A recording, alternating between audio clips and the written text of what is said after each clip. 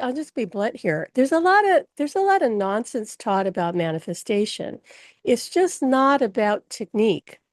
Technique only helps you if you have assumed the state of being that you wish to manifest. That is the secret. All the other things are like tools and permission slips, okay? It's about you changing who you are. And a lot of people probably don't want that until their life gets so in the pits or something that they go, I'll do anything to change. This is not how I want to live. Great. That can be a powerful way for you to launch your transformation. But I suggest you not wait until your life gets so sucky that you will do anything to climb out of the pit, okay? Because you're not here to live an abysmal existence. You're just not. But you need to first understand who you are as an aspect of creation. So before I get into my talk with you, because I have my notes all laid out, I don't want to miss a thing. So I want to talk about how I discovered how to manifest by accident. There are no accidents in the universe, but this happened to me without me understanding it was happening to me. Okay. And some of my students know my story, but many of you who are watching later are new. So let me go into it. Okay. In 1987, summer 1987, I learned how to channel. And I became obsessed with channeling. And nobody told me at the time that if I kept connecting with the spirit world of my guides and angels, higher self, that that would change me. If I'd known that, I probably wouldn't have done it, to be honest with you, because I was happy with my life. I had gotten out of a toxic relationship and felt free and happy. And I didn't necessarily want to shift from that. That was good. But channeling felt so blissful, felt so amazing. It just made me feel alive. And I just couldn't get enough. Okay. So doing that, channeling every day for 5 months in a row changed me. And I went through this metamorphosis that freaked people out who knew me because I suddenly had abilities. Because unbeknownst to me, I went through a sort of near-death experience without dying. It's called a spiritually transformative experience. Okay. And I didn't know the name for that either. I didn't know that there was a thing like that until another teacher who was reading me, who had gone through, I think at that point, only 2 near deaths. He was kind of an expert. He goes, you went through an NDE of some sort. I go, yeah. He says, well, that wiped your programming.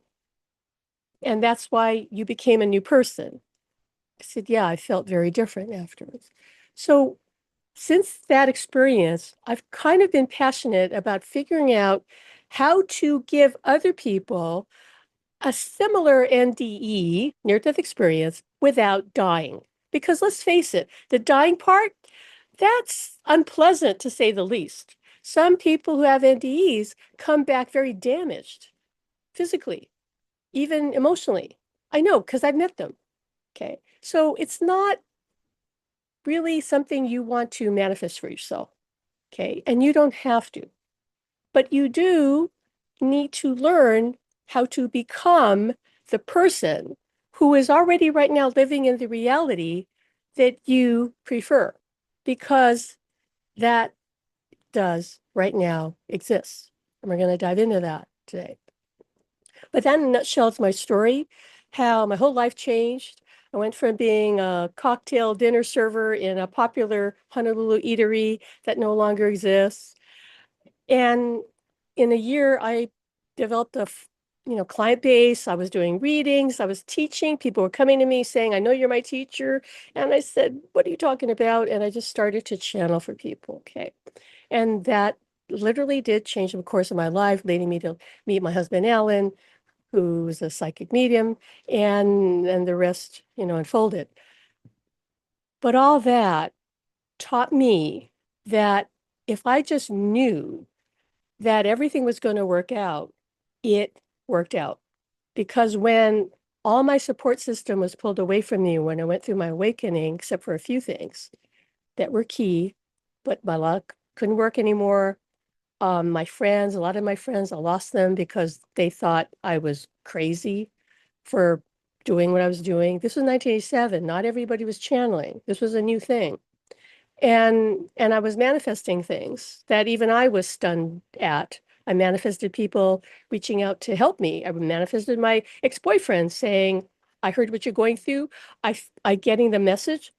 What? Getting the message that that this is important work you're going to do? I said, what work that I'm going to do? What are you talking about?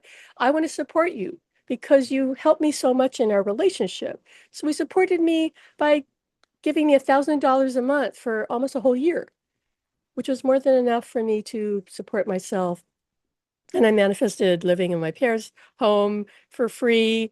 That's another long story, but I didn't kick them out. They left voluntarily. And all they asked me to do was find roommates and take care of the house. So I had a free place to live. I'm pretty sure I didn't pay rent for a couple of years, right? And I had financial support for 1 year. The day he could no longer give me that money, I actually found a job that paid me the same amount of money. See how the universe works? But all through it, even when my whole life was turning upside down, because I felt connected to my higher self and my guides, I knew to the core of my being that this was good and nothing negative was going to happen. And it never has. It's about embodying that state of knowing who you truly are. And for me, channeling helped me activate that knowing. Okay. There's many ways to do that, though. It's not just through channeling, but that is one reason why I also teach channeling, because I know from experience that can open you up spiritually. It can start healing you emotionally, even physically. I healed through my transformation all of the health issues I had. None of them were really major, but I had, for example, chronic severe allergies, like nasal allergies. That was gone. That's never come back. Okay. And I was kind of shy or back then, and all of a sudden I was confident. I even accepted an invitation to speak, like be the keynote speaker to the Red Cross. Like, what? To be honest, my speech wasn't that great, but I certainly was fearless. I certainly didn't hesitate to say yes because I felt the impulse to say yes. So I live intuitively, and I'm not saying I never have a bad day, although Alan is now telling me from the other side, Pam, you don't really have a bad day. But let's just say I sometimes have days when I'm more tired than others, okay? But I really don't have bad days. I haven't had them for, well, since he crossed over. That was the first time a bad day kind of reared its head. But I want you to understand the mechanism of manifestation that I stumbled upon and now understand through studying more with various teachers. They're various experts, kind of gleaning a bit from here and there. There's no one authority on this. And as you're going to hear me say, even the law of attraction, as taught by Abraham Hicks, is problematic. Okay, so if you're a fan of theirs, don't I love them very much. Went on one of their cruises, subscribe to their recordings and all that. I want you to listen to what I'm going to share with you about that. Okay, because it may explain to you why you're trying to apply their teachings and you kind of don't get anywhere. You're kind of stuck in a loop. You're not doing anything wrong per se. You just don't understand the dynamics. Okay, so let's get into it right now. I don't want to waste anybody's time. I'm trying to keep this, concise for you. I want to respect your time here. So first, I want to assure you, nobody needs to learn how to manifest. You were born a powerful manifester. The minute you stepped into your body, right, as an infant, as an aspect of creation itself, you were born to manifest through your consciousness, through the thoughts you hold that we'll explain in a moment. Most people, however, manifest unconsciously by default, meaning that they don't know how everything works, how their beliefs trigger thought, trigger thoughts for sure. Thoughts and beliefs are very similar, but those beliefs and thoughts, they create an emotional response. Like you get a feeling about it. So if you have a thought, for example, that your loved one is dead and you'll never see them again, Oh, well, of course you're going to feel grief. Like, how could you not? That thought is going to give you that emotion of grief. But that triggered that emotion, which then, if you hold that emotional state of grief, and it really is amplified within you because you're that upset, it is going to keep you in the loop of experiencing loss. Okay, until you hopefully one day realize, well, maybe I can connect with them, because then you get out of the loop. But until you do, you're embodying that idea that they're lost to you or gone, or you cannot connect with them, or you fill in the blank. Whatever you believe creates a vibrational state in you.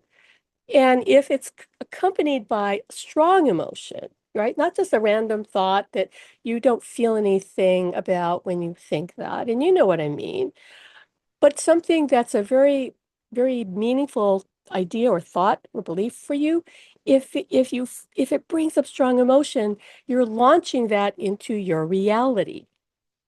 But people don't know that because you have been brainwashed out of understanding your power as a soul, as a literal aspect of creation. You are the extension of God, source, universe, whatever your name for that is. You cannot change that. And that's why you manifest what you manifest. Your life, in fact, is the proof right now of what you predominantly believe. So look around you, wherever you live, the kind of friends you have, the state of your health, everything, your abundance. I mean, everything is reflection of your predominant beliefs, which create a state that unless you shift, and you only can shift by becoming a new person, okay, who therefore has different beliefs and assumptions, that reality is going to be self-perpetuating, you see, because you're locked in a cycle. So that's why I need you to understand that manifestation isn't about tricks or quick techniques. It's about understanding the mechanics of how creation works, the invisible process through which consciousness shapes reality. Think of it like learning how an engine works before you drive a car. Okay, like you kind of at least have to know where everything is, right? And what it means and what happens if the light flashes on your dashboard and what you should do about it. Well, manifestation has its own, right, like technological setup, so to speak. Not really technological, but I think you know what I mean. So that's why in my upcoming Manifest the Miraculous workshop, we're going to dive deeper, and not only with that, but on go into the practice side of this with processes and healings and energy activations, because you really have to shift into being this new version of you. And it does take practice and persistence, but you can do it because scores of people do it. And if you believe you can, then you can. It's really down to you. But so today I'm sharing sort of a manifestation blueprint with you, if you want to think about it that way. But first, let's get right to what I was describing a minute ago to you, why the law of attraction doesn't really work. Okay. The law of attraction, as it's often taught, is only a partial truth. It suggests that what you want exists outside of you, right? Outside of you. That's why you have to draw it to you. You have to attract it to you. None of that is what's happening at all. You don't attract your reality. The problem with this idea of law of attraction is that it creates the illusion, the false illusion of separation, that you're separate from what you want to manifest, that you're here and your desire is out there somewhere, and you're trying to bring it to you. When you believe that you must attract your manifestation to you, you automatically then identify yourself as someone who does not have it. Think about it. Oh, I need to attract my manifestation to me. I need to attract that abundance and that health to me. By definition, you thinking that, you are more distancing yourself from it. You become the person who believes they have to work at attracting it. You will continue to work at attracting it, and you will never likely have it as a result, because manifestation is about a state of being. It's not like a magic spell that you just magnetize the thing. Ever. You have to be on the vibration of what you wish to create, experience, right? Wish to have in your life. There's no other way around that. So we don't attract what we want. We reflect what we are to the universe, and that reflection comes back. And it only changes if we change.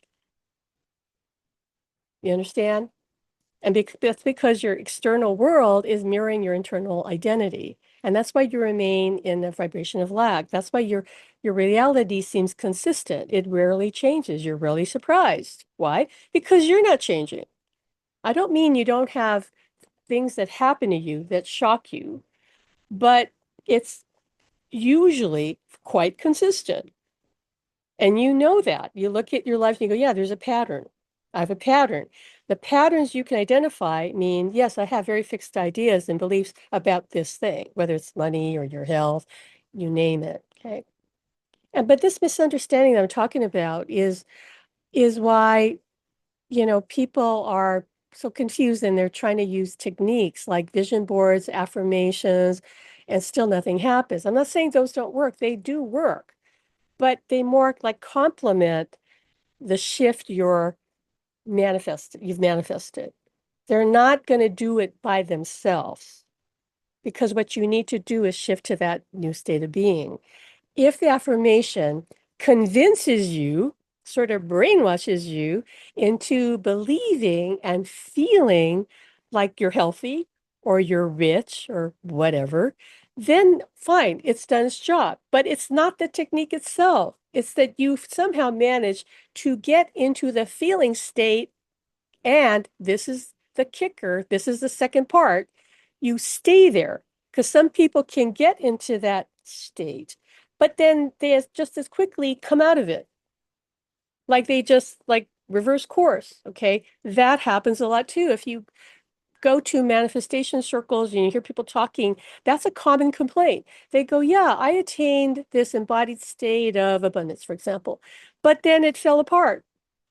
Yeah, because they didn't really change on the foundational level. They weren't really established in that. Okay. And that's why this takes practice. That's why we're teaching a workshop. But I'm giving you the nuts and bolts of it so you can go run with it. Some of you can do that. Many of you probably can't because you got to reprogram yourself. You got to let go of limiting beliefs that burden you, that filter your reality and deliver to you more of what you are already experiencing instead of anything new. Because your physical mind only knows what it already knows. It doesn't know anything new. Right? So this is going to explain too why techniques keep you stuck. The tools, like I said, the affirmation, scripting, visualization, and gratitude journals, they're all good, but only temporarily. The power is never in the tool. The power is in the state of your consciousness as you use it. When someone depends on a method to make something happen, quote unquote, they are knowingly declaring that it hasn't happened yet. I'm going to make something happen. That means it's not happened. I'm not in that state yet. I have to make myself be in the embodied state. You just now put a distance between you and that state. You have to just be the state. And that's why that takes practice. Okay. Each repetition of I'm calling it in or I'm attracting it, okay, reaffirms the distance between you and what you desire. That's what you're really doing. I'm working on manifesting XYZ. Yeah, you're just affirmed that you don't have it. And the universe has to give you more of the experience of I'm manifesting what I desire. And that's all you're going to keep getting. You're not going to get what you desire. You're going to get the continual process of manifesting what you desire, which is why people are stuck in a loop. You can use techniques to focus your energy, but if your identity, your self-identity doesn't shift, nothing permanent changes. You move the needle for a little bit and you come back to where you started. Right. And then you start thinking, well, this doesn't work. Works for other people, doesn't work for me, which isn't true. You're only thinking that because you understand how it's set up. Okay, you can't trick consciousness with repetition alone. You can only align with the truth that you are the thing that you desire simply because you believe with firm and absolute conviction. And therefore you declare it internally, you are claiming it externally. But it's an internal process, not external. Because the universe is never responding only to your words or your vision board, really. It's responding to your state of being. That, yes, those words, even the vision board, may have helped you create, but you can't lie to the universe. Your state of being, your true beliefs, or your consistent predominant thoughts are always radiating out to the universe, to all that is, that always sends it back to you because that's how reality works. There's no breaking that law. Okay.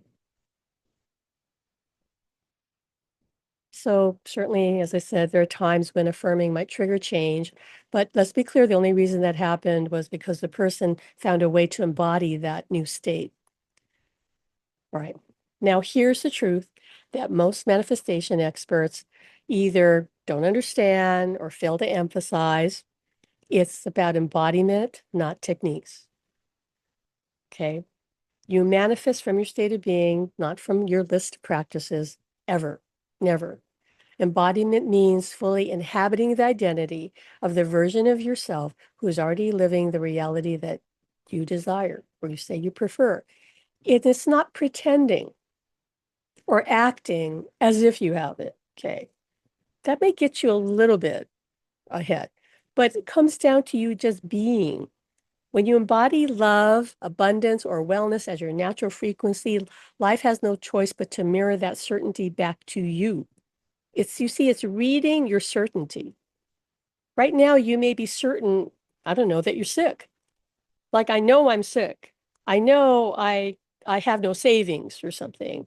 You're certain of that. And then because you're certain of that, the universe will reflect that back to you. If you became as certain of your health and your wellness and your abundance, then the universe will have no choice but to give that to you.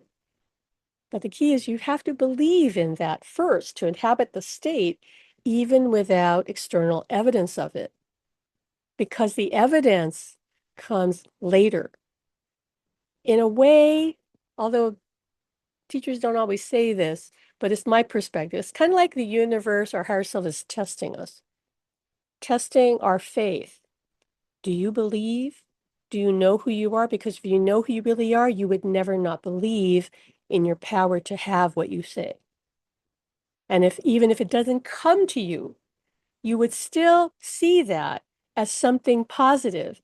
You would still see that in a different way. You'd see it like, okay, there must be a reason why this isn't showing up, but it doesn't mean I am not in alignment with what I desire. There must be a higher purpose. And oftentimes when somebody embraces that perspective, it manifests. You don't know why your higher self is sometimes testing you.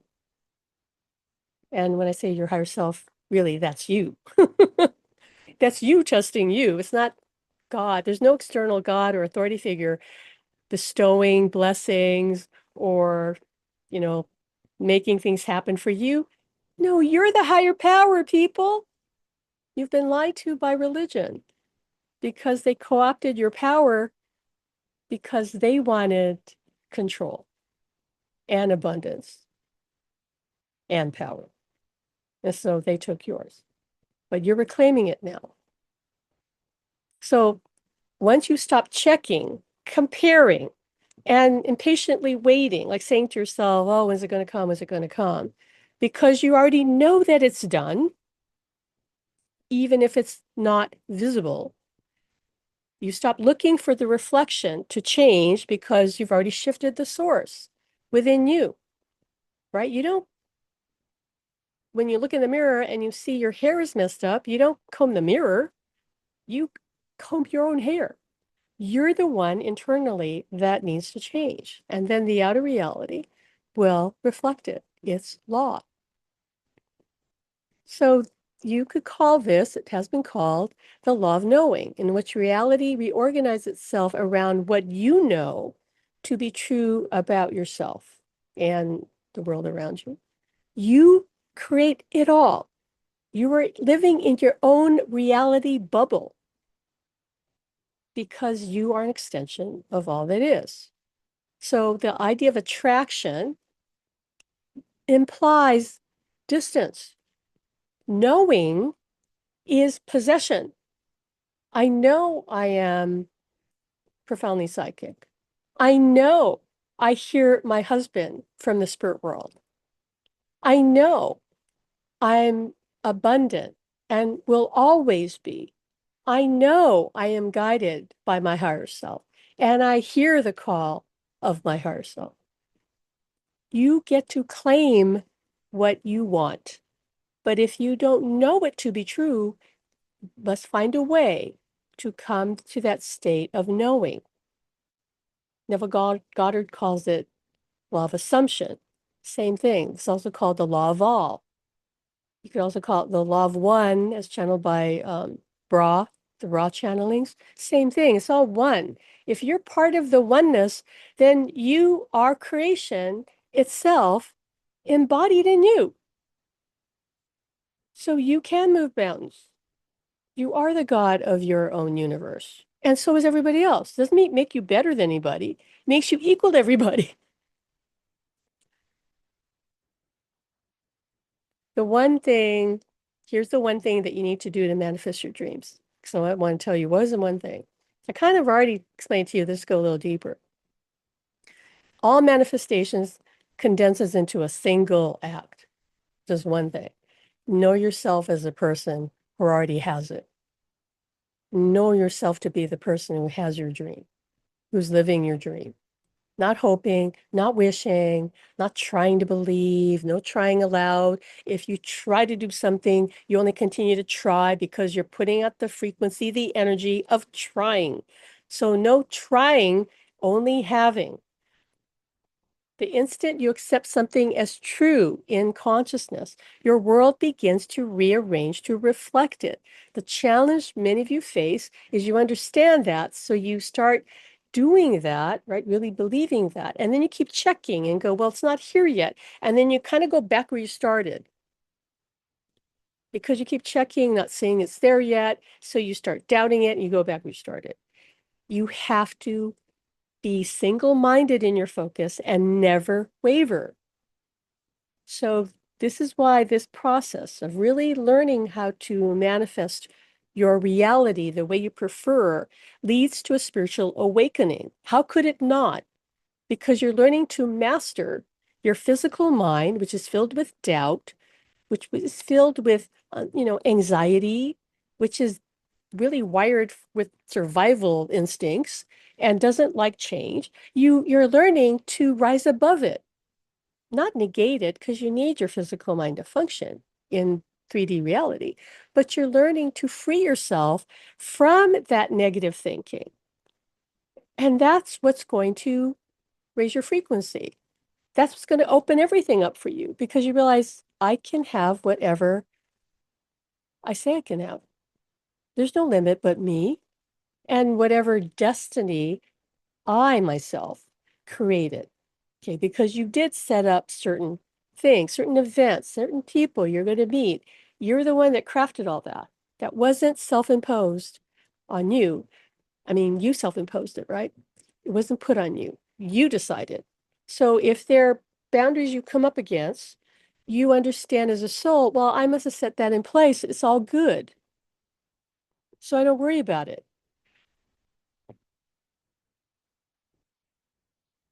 Okay. You don't act to become successful. You just know you are successful.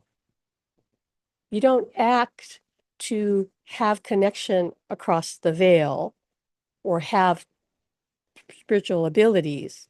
You just know you have them. And you refuse to accept any evidence out here in the external that tells you otherwise. You just kind of ignore it. Like, oh, that's just a delayed process. That's not really reality. It's coming. I have no doubt. I'm going to ignore that. I don't care about that. I'm going to tend to my inner world because that, my friends, is the true eternal reality, is your internal experience, right? Because internally, that's where you actually live. There's a you that just observes reality, that doesn't get triggered. You could say that's your higher self, and that could be true. You could say it that way. But the personality that you are is the one that gets upset. Your higher self, again, which is you, which is still there, is unbothered, is never doubts, never frets, knows its power, knows its worth, knows it can have whatever it declares it can wants and can have, as long as it's in alignment with what your soul planned. That's the only possible limiting factor. That is you. Externally, no limits, except what you choose. So hold that inner state of knowing, and reality will mirror it back to you. I can't tell you how long it will take. For some people, it could take a few months. Other people, it could take 6 months. I mean, somebody else, I don't know, a year. All I know in my case, 5 months for a complete transformation. But in my case, I have to say that I didn't have a lot of limiting beliefs. I didn't grow up with a lot of those limiting negative beliefs like foisted upon me. My parents were very open-minded, but I had my own insecurities, had my own anxieties, but nothing major. So that's why your mileage will vary. It depends where you're starting from. Okay. But the manifestation that we're teaching can certainly help people process their trauma. We will do that. You can do that through revising, what's called revision, Neville Goddard's teaching of revision, where you can go back and change your past, and in the process change who you are in the now and in your future automatically. Okay. We may in fact be doing a lot of that. That's some of what I do in private sessions with some people, is revising their past to create a new now. And you might think, well, how is it that simple? It is. It truly is, because the past doesn't exist. It's just a story that you've attached a lot of importance to, that you've got kind of energized because maybe it was so terrible for you. But when you take that apart, you dismantle that and you write a new story, because your mind believes whatever you say, literally, you can change that. Sure, you might need to practice that a bit to anchor it, but you can write a new story. You can become a new version of you, right? We're going to do that in our workshop and in one-on-one sessions. But right now, for now, I also want you to imagine that manifestation is like a pyramid with at the base the affirmations, the vision boards, our scripting, gratitude journal, all that. Great, great. At the bottom, though, okay, the bottom, they help focus your attention. In the middle of that pyramid, is your state of consciousness, your identity right now, the way you habitually see yourself. Every technique ultimately aims to shift this, to shift your identity, because it has to. If you don't shift your identity, nothing changes. But at the top of this pyramid is pure knowing, pure embodiment of the state with zero doubt, not an atom of doubt.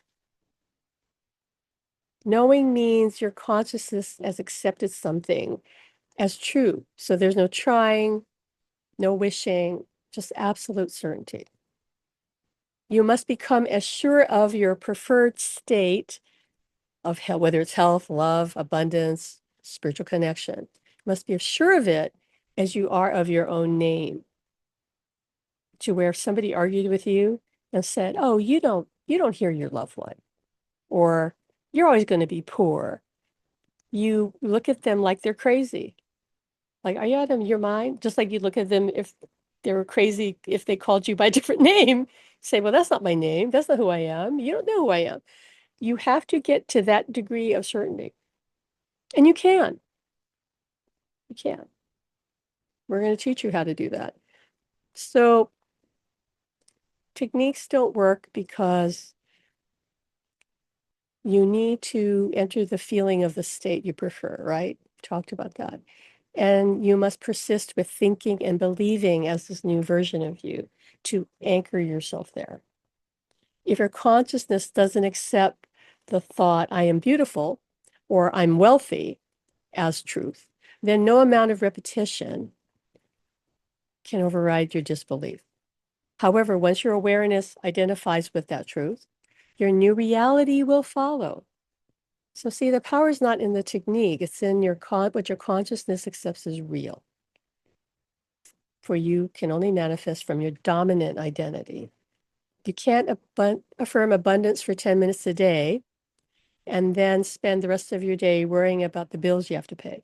You just like turned around, went back to where you started. You manifest what you are, not what you practice briefly. So stay steady, never waver. Just understand that all possible states exist.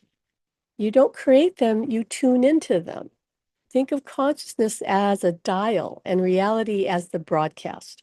Whatever you tune to, you will experience. When you identify with a label, "I'm lucky."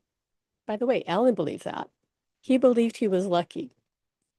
And therefore, he created luck, wild and crazy amount of luck through his whole life. So he thought, his ego thought, "I'm special. I'm born lucky." And then his guides his spirit guides in the latter years of the life said, "You got that a bit wrong. You really weren't born lucky." And he goes, "No, yes, I was." They said, "No, you created your luck because you believed you were lucky. And so you were lucky." See, my husband didn't understand how manifestation worked. But I just had to laugh at him because I was telling him that. I said, "No, you created your luck. It was no outside force, or you weren't born under a lucky star." I go, "You believe you're lucky? You're lucky.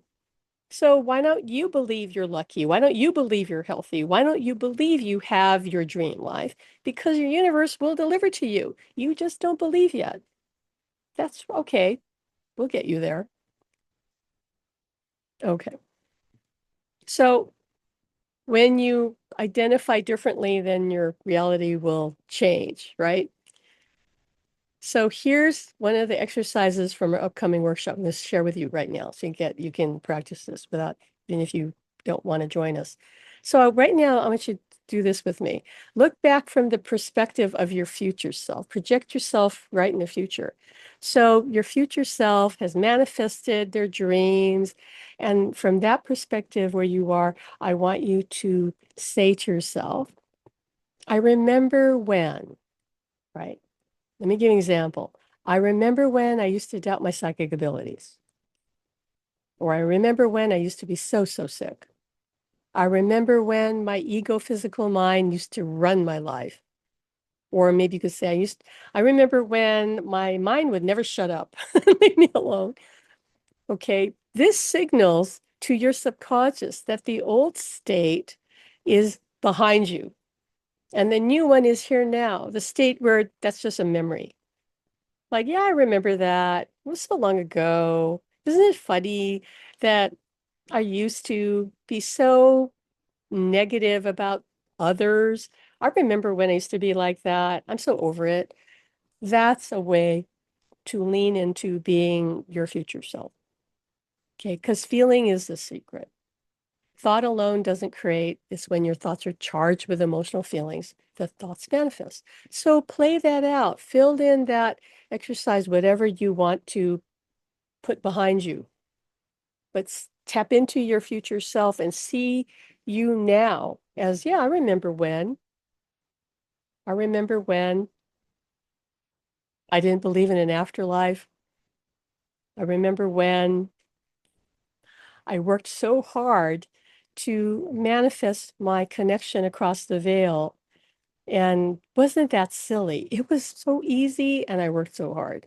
Stop working at it. Just have it. Just be it. Your vibration isn't mystical. It's who you are being right now. Every thought and feeling sends instructions to the universe, which loves you so much unconditionally that it supports you by mirroring it all back to you. Whatever you say you hate yourself, here, hate yourself some more. You say you're the richest person on the planet, here, be as the richest person on the planet. Whatever you say goes. You just don't believe it yet. You will. If not in this life, when you cross over, how about you remember it now so you can have a better experience while you're here? Because you can. So why not think thoughts of, instead of thinking I'm struggling, because then life will echo your struggle, why not think I'm thriving? And life will begin to be organized around your thriving. Many people derail their progress by looking around for evidence. Stop it. Don't do it. Don't care what the external reality shows you. Okay. That's why some people momentarily feel abundant and then they check their bank account and decide, yeah, see, it's not working. That reaction just shifts them back into lack. Don't do that. Stay in the end state of the reality in which your wish is fulfilled because it exists. And you're shifting your identity to match it. Okay. The techniques will support that, but they don't do it. Okay. That's why I suggest that you live as though it's already real. It's already here. Think, feel, and act from that identity. It's not make believe, you just know. And that's why you'll always hear me say, be delusional. Have you noticed everybody in this world is delusional anyway? They're creating their own delusion of what reality is, and then the universe serves it to them. Be delusional. You're not being crazy. You're manifesting. Get it? Being delusional is manifesting. The outer world will catch up because it must. It's spiritual law. The only way you're going to prove this to yourself is that you hold steady and you stop checking the external reality. And you stop saying words like trying. You might as well say, I'm failing, because trying is failing. You're not trying, you're practicing. Okay, you're practicing manifestation. You're not trying to manifest, you already manifest. You're practicing manifestation in a positive way, in a way that aligns with who you truly are. Because remember, you're the higher power creating your reality, and that cannot change. You can't turn your power over to anybody. You are consciousness itself, and consciousness is the only reality. Your outer world is your inner world made manifest, made visible to you. The unseen inner world is the eternal world and reality of spirit, which never changes. And you will return to it when you leave the 3D world, when you drop your body and expand back to being your soul, because your body exists within your soul. So techniques can help you shift states, but pure knowing, right? Total acceptance of truth is the real creative act that you seek. So in closing, I just want to wrap up by saying, manifestation again is not what you're doing. It's about who you're being. I feel like I have to say that over and over because people hear it and then they go, yeah, what is that? It's about not what I'm doing. You're so been brainwashed into thinking this world is all about doing, when I did nothing to literally manifest so many things. You get in your own way by too much doing that is not prompted by your higher self.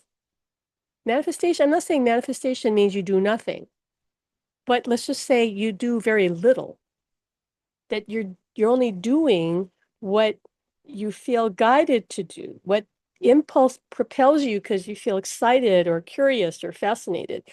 But most of you don't do that. You're still leading with your physical mind, saying, I should do something about this. Really? That's not living intuitively. Wait for the positive impulse to come. Then, yes, you're aligned with what that version of you that's in that reality is trying to tell you, yeah, that would be good for you to do.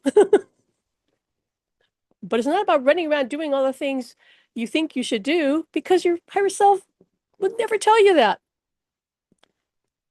right? Embodiment is the bridge between desire and manifestation. When you feel your preferred reality so deeply and profoundly that it becomes your natural state, your life has no choice but to give that to you.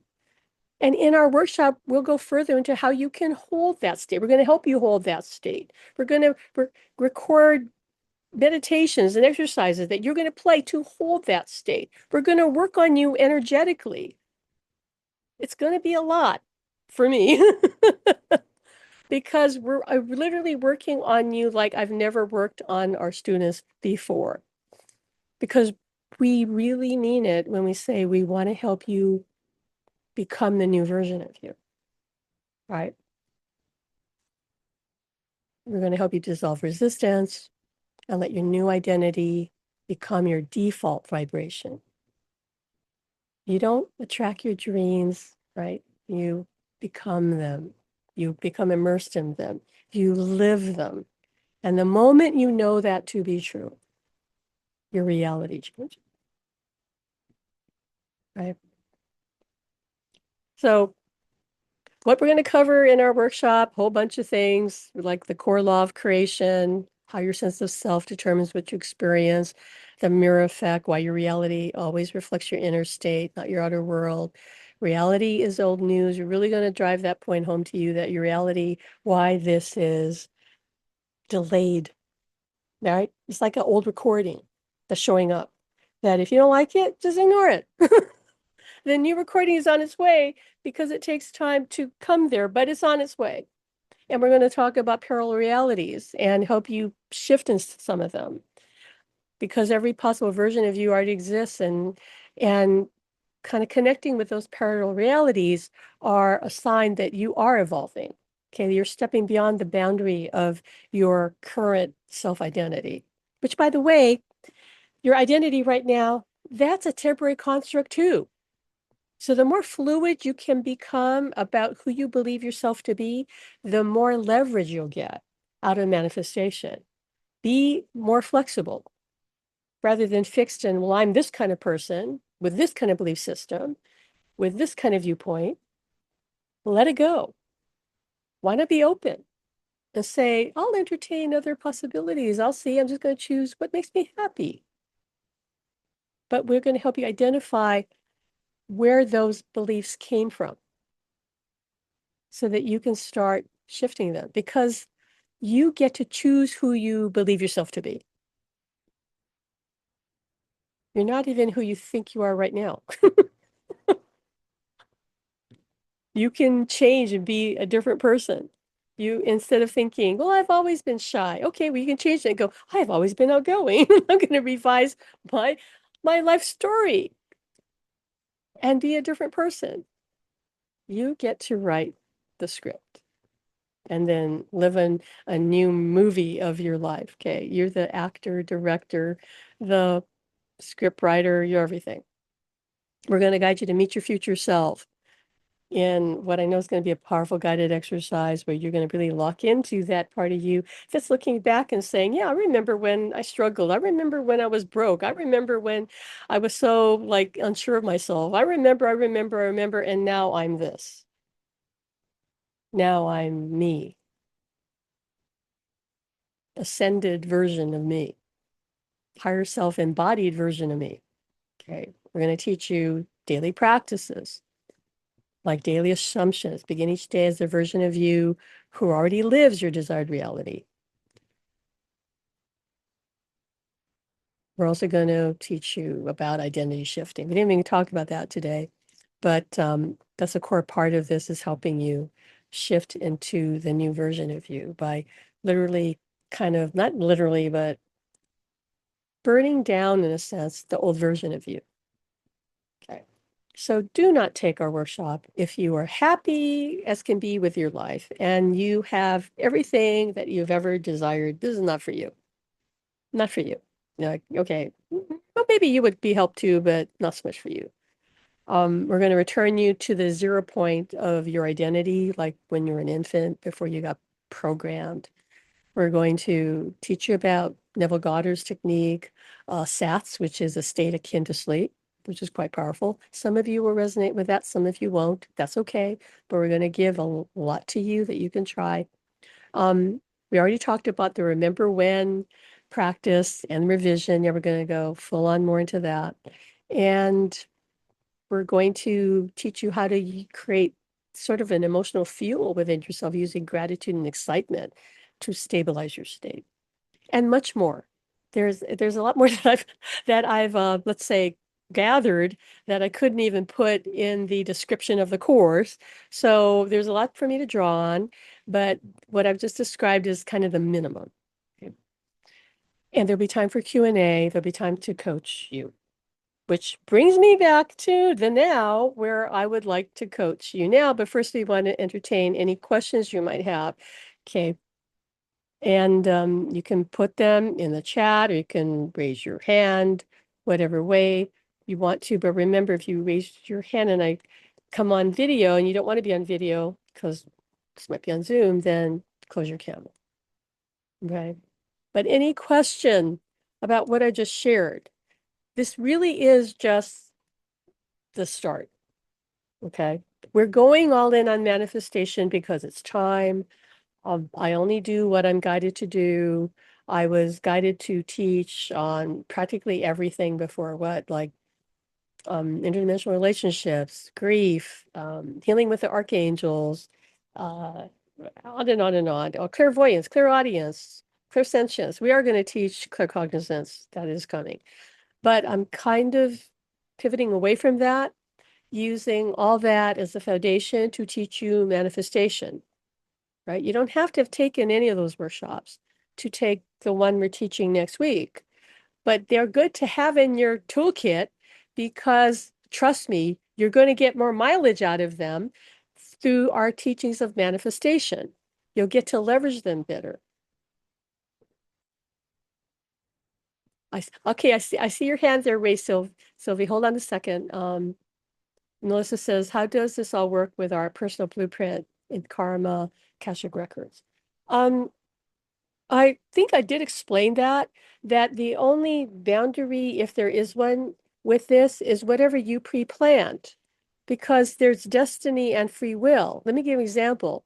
Alan says his destiny was to come to Hawaii and meet me and be involved with me in some way. He could have used his free will to maybe decide not to get married, but he would still meet me, and he said he was still would have, we would have had our child Taylor.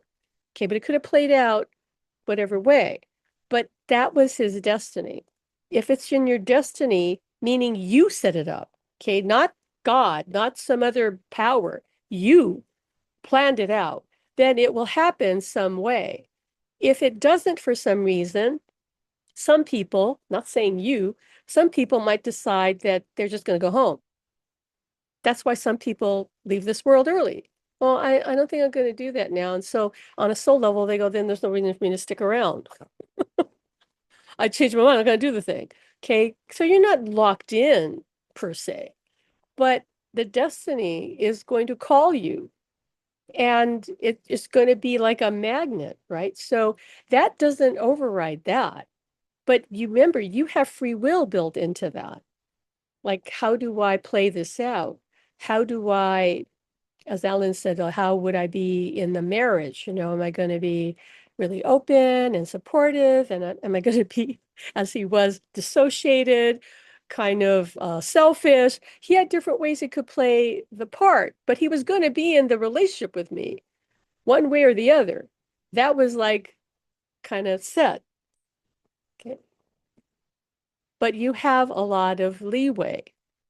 So don't think, and even the whole karma thing, karma is not what you think. Karma is, it's not real in the way you think. There's no punishment.